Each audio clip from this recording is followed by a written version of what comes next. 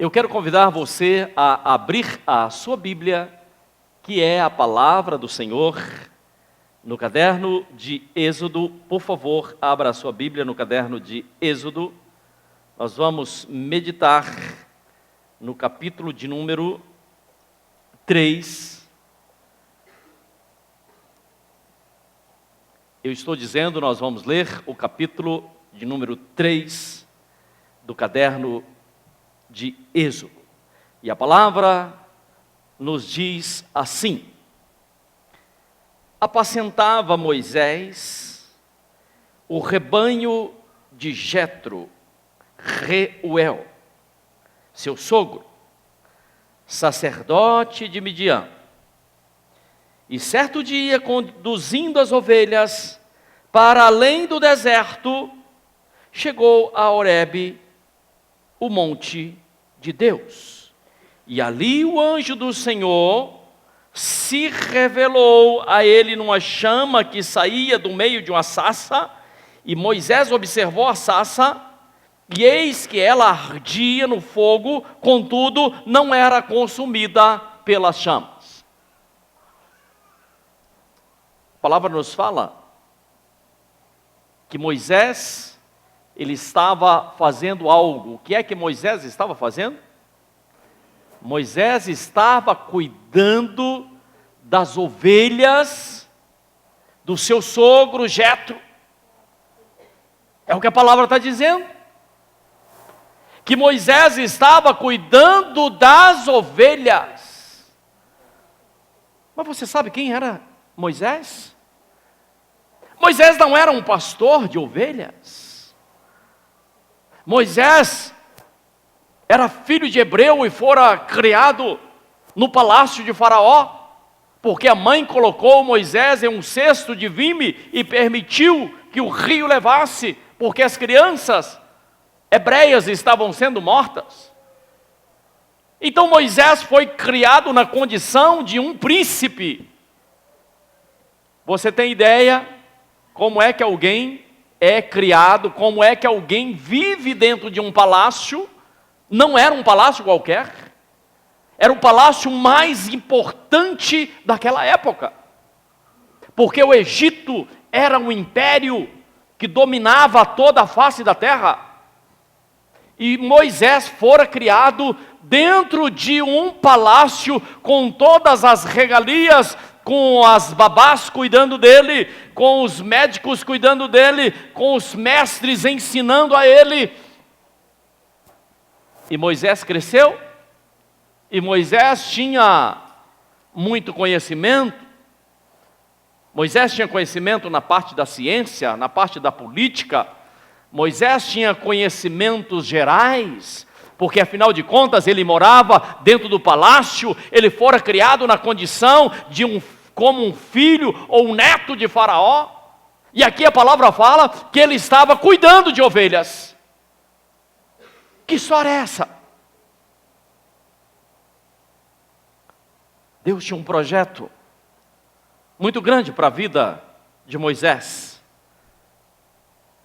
Deus precisava preparar um homem para que esse homem fosse até o meio do seu povo e arrancasse aquele povo da escravidão.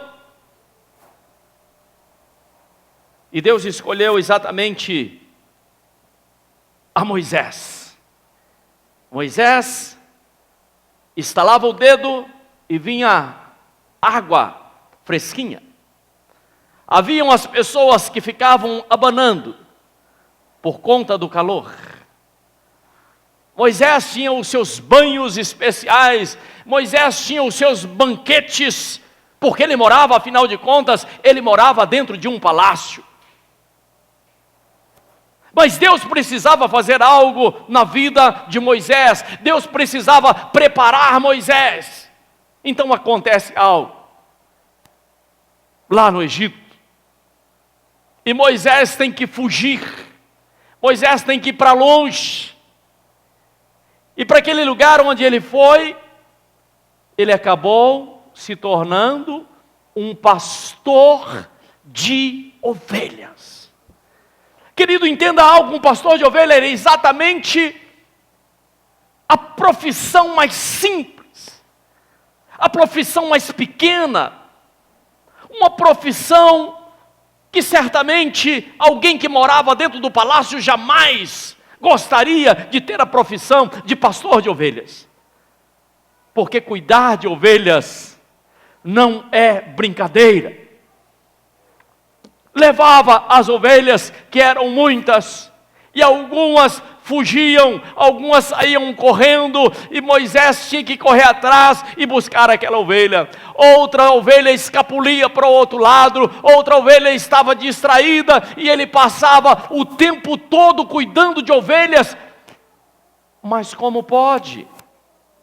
O que é que Deus estava fazendo na vida de Moisés?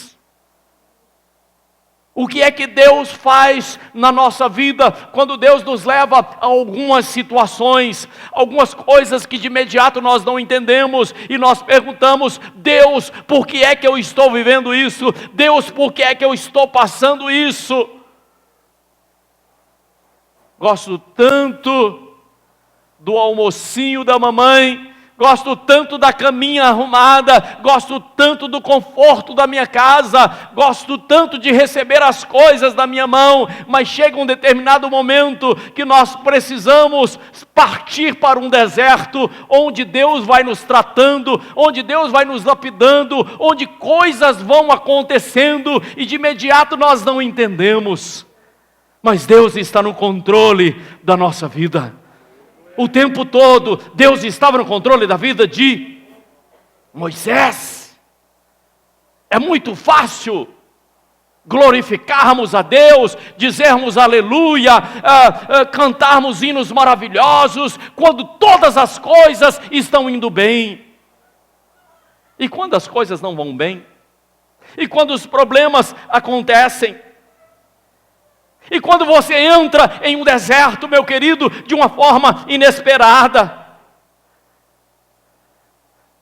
acha que é fácil passar por uma situação complicada e ainda assim manter a atitude, saber que você continua sendo um filho de Deus, saber que Deus está no controle da sua vida, não murmurar contra o Senhor, não reclamar contra o Senhor? Isso não é brincadeira. E o texto diz que Moisés estava cuidando das ovelhas do seu sogro, zelando das ovelhas. Não era nem dele, as ovelhas eram de Jetro. Quem é dono das ovelhas? Jetro. Não são minhas. Meu querido, entenda bem. Eu quero que você faça um paralelo. O que é viver em um palácio?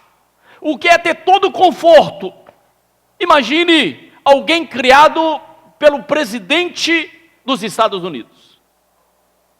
Guarda-costa, carro para levar, carro para trazer, pessoas que estão protegendo, pessoas que estão ensinando, e de repente sai da Casa Branca e vai para o sertão do Nordeste, cuidar de cabritos. Era o que ele estava vivendo. Só que o deserto, durante o dia, o sol é muito quente. Durante o dia precisa ficar de olho nas ovelhas, porque senão elas dão febre. As ovelhas se perdem, a ovelha não pode morrer, pelo contrário, ela precisa ser cuidada. E durante a noite, normalmente não havia currais, e os pastores chamavam a cada ovelha pelo seu nome. Cada um tinha um nome, ele chamava, e tinha que contar, 1, 2, 3, está faltando uma, e procurar onde é que está essa ovelha perdida. E passar a noite em um lugar onde durante o dia é muito calor, mas durante a noite é um frio tremendo. E naquele lugar certamente não tinha nem água direito para beber. E estava ali Moisés vivendo uma nova experiência na sua vida, aprendendo a tirar água do cacto, para não morrer de sede, aprendendo a se virar com a nova realidade. Eu quero perguntar a você, como é que você convive com as coisas novas da sua vida? Será que você reclama? Será que você diz que Deus se esqueceu de você? Será que você imagina que Deus não está mais na sua vida, que Deus te abandonou? Mas Moisés, ele apesar de ser hebreu, ele fora criado dentro de um palácio de egípcios. Ou seja, Moisés, ele tinha, eu imagino que ele tinha um problema sério com a sua identidade. Ele era meio judeu e meio egípcio. De nascença, judeu. Mas os ensinamentos, a cultura egípcia. E Deus queria que a sua identidade, o seu caráter, que a sua vida fosse trabalhada. Deixa eu falar uma coisa com você. Passar pelo deserto, ou viver no deserto, é exatamente o lugar onde Deus trabalha a nossa identidade. É exatamente que nós descobrimos quem realmente nós somos, o que é que nós estamos fazendo com os pés sobre a face da terra. Aliás, grandes homens e grandes mulheres de Deus passaram por deserto. O apóstolo Paulo passou por deserto. Moisés passou por deserto. João Batista não nasceu em um palácio. João Batista até pregava no deserto. Davi foi um homem que conviveu muitas vezes em um deserto. Você sabia, se lembra que o próprio Jesus foi levado não pelo homem, mas Jesus foi levado pelo próprio Espírito Santo ao deserto para quê? Para ser tentado, para ser testado. Jesus estava para começar o seu ministério. E antes de começarmos o nosso ministério, nós somos testados. E quando Jesus estava no deserto, quando ele estava sendo tentado pelo próprio diabo, o diabo perguntava para ele: se você é realmente o Filho de Deus, ou seja, se você realmente é o Filho de Deus.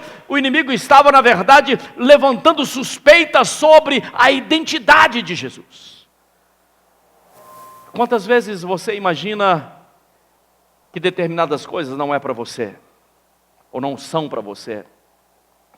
Quantas vezes você imagina que o outro é mais importante que você? Quantas vezes você coloca tantas coisas na sua cabeça e você fica indefinido exatamente porque a sua identidade ainda não foi trabalhada? Aí o Senhor começa a trabalhar. O inimigo apontava para Jesus e dizia assim: se tu és o Filho de Deus, se tu és, ou seja, eu desconfio que você não é. Eu desconfio que você não é crente. Eu desconfio que você não vai ser abençoado. Eu desconfio que você está prestes a morrer. Eu desconfio que essa doença é maligna. E gera uma semente de dúvida do inferno, entra no coração, e quando a dúvida entra no coração, muitas pessoas acabam esmorecendo, voltando atrás, se tornando pessoas distantes. Por isso, o deserto é lugar de treinamento. Não desanime se você estiver passando pelo deserto. Não desanime quando você olha para a sua frente e não vê nenhuma saída. Não desanime se você diz assim: os problemas estão avolumando demais. Estou vivendo literalmente um deserto. Não desanime, porque certamente Deus está tratando o seu caráter. Deus está te firmando sobre a rocha. Mas nós não gostamos de tratamento. Nós não gostamos de ser lapidados, nós não gostamos de ser tratados. Às vezes, quando começa a mexer nas nossas feridas, nós dizemos assim: Deus, eu acho que o Senhor não se lembra mais de mim. Deus, por que é que eu estou vivendo isso? Não desista, não volte atrás, não desanime, porque Deus ainda continua no controle dessa sua situação. O problema é que nós gostamos de ser abençoados. Deus me abençoa, Deus manda mais, Deus eu quero, Deus eu preciso. E quando Deus diz assim: eu vou te lapidar, não, Senhor, aí nem é Deus, aí dizemos que é o diabo que está que está mexendo em nossa vida. Todas as coisas cooperam. Todas as coisas cooperam para o bem daqueles que amam a Deus. Eu vou repetir. Se você está passando um problema, não pergunte por que você está passando o problema. Pergunte assim: será que realmente eu amo a Deus? Porque se você ama a Deus, a palavra diz assim: todas as coisas cooperam para o bem daqueles que amam a Deus. Se está chovendo, então Deus está no controle e essa chuva vai cooperar para o meu bem. Se está fazendo sol, o sol vai cooperar para o meu bem, porque todas as coisas cooperam para o bem daqueles que amam a Deus. Mas a palavra diz que Moisés entrou em um determinado lugar, correndo atrás lá de umas ovelhinhas, que davam muito trabalho. Moisés entra em uma determinada área, e naquela área havia um arbusto, havia ali uma arvorezinha, e essa arvorezinha estava pegando fogo. Era normal isso acontecer. O calor às vezes fazia com que as árvores pegassem fogo, muito quente. Só que tinha um detalhe: a chama ardia sobre aquela árvore e continuava a arder e continuava a queimar, mas a árvore não virava cinza e continuava a queimar, e Deus estava ali olhando Moisés, e Moisés sem entender nada, mas Deus estava começando a falar com Moisés. E Deus dá uma função para Moisés. Sabe quanto tempo depois? Depois de 40 anos. Na verdade, Moisés já estava com 80 anos. Ouça bem o que eu estou dizendo. E Deus fala: Moisés, eu quero que você desça ao Egito. Eu quero que você tire o meu povo do Egito.